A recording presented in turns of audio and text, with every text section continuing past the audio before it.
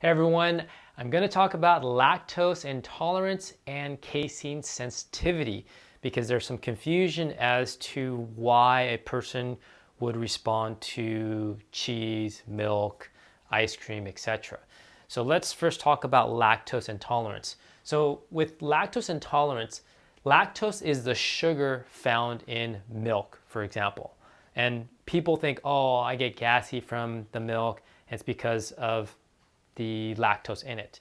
And depending on, let's say, your ethnicity, so I'm Korean, I'm Asian, usually I'm not going to have as much lactase enzyme than someone else. And that's usually the case, is that they don't have enough the enzyme lactase to digest lactose and break down the milk sugar.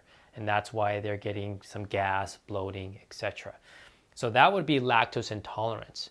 Now, on the other side could be casein sensitivity.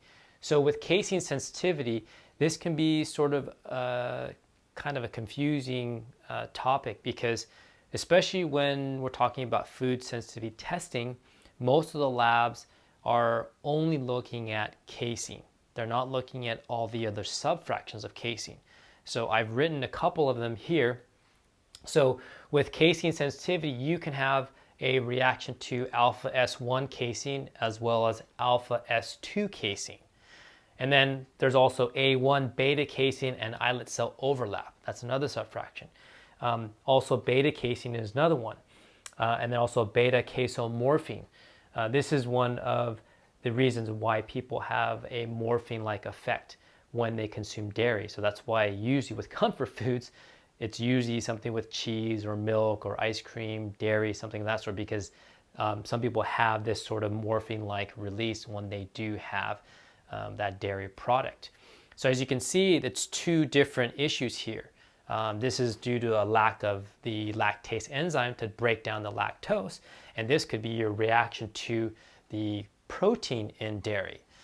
Now, I'm unfortunate because I'm Asian and I don't have enough lactase enzymes, so I react in that way. And on my food sensitivity test, I react to all these subfractions of protein and then some, and all the whey subfractions. So I'm a person that can't do any of the dairy.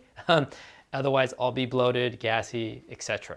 So hopefully this explains to you the difference between lactose intolerance and casein sensitivity. Until next time, eat well to feel well.